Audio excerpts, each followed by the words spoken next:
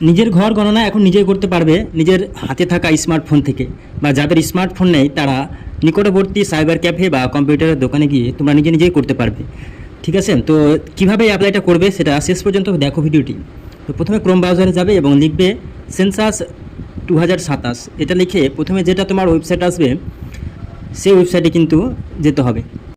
আর form fill up করার আগে কিন্তু তোমার কিছু তথ্য জানা লাগবে, অর্থাৎ যেসব তথ্য ভুল করা যাবে না। এবার সেই তথ্যগুলো কিন্তু জানতে হবে। সেই তথ্যগুলো হচ্ছে, প্রতি পরিবারের জন্য একটি মোবাইল নম্বর লাগবে, পরিবারের প্রধানের তরফ থেকে রেজিস্ট্রেশন করা হবে, আর নথিভুক্ত নাম বা পরিবারের প্রধানের নাম কিন্তু একবার দিলে তা পরিবর্তন করা আর যাবে না, অর্থাৎ একটি পরিবারের জন্য একটি ফোন নম্বরই কিন্তু প্রযোজ্য।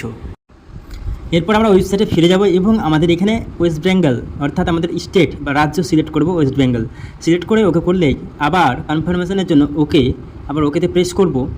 ওকেতে প্রেস করার পর এরপরে আমাদের চলে আসবে ডিটেলস, যে ডিটেলসে তোমাদের দিতে হবে কি, হেড অফ ফ্যামিলির নাম দিতে হবে এবং ফোন নম্বর দিতে হবে।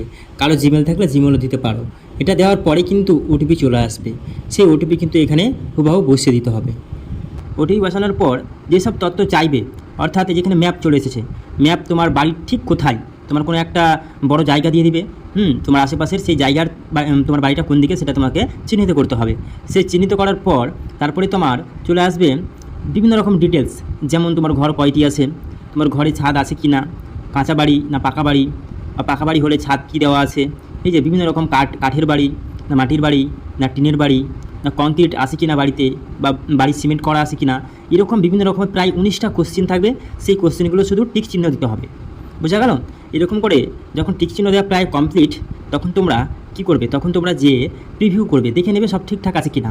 প্রিভিউ করার পর এরপরে চলে যাবে সাবমিটে। প্রিভিউ করার পর যদি কোথাও ভুল থাকে, সংশোধনের প্রয়োজন পড়ে, সেটা সংশোধন করতে পারবে এবং আবারও সাবমিট করলে তোমার এই যে ফর্মটা তুমি জমা করতে পারবে বা প্রিন্ট করে বের করে নিতে পারবে। তোমার ফোনের সঙ্গে সঙ্গে কিন্তু একটা 12 সংখ্যার নম্বর চলে আসবে, যেটা ভবিষ্যতের জন্য সেটা সংরক্ষণ করে রাখতে হবে। এর কপি একটা প্রিন্ট করে বের করে রাখাই ভালো, কারণ যখন সেই অফিসাররা আসবে তখন এই প্রিন্টটা কিন্তু দেখতে চাইবে।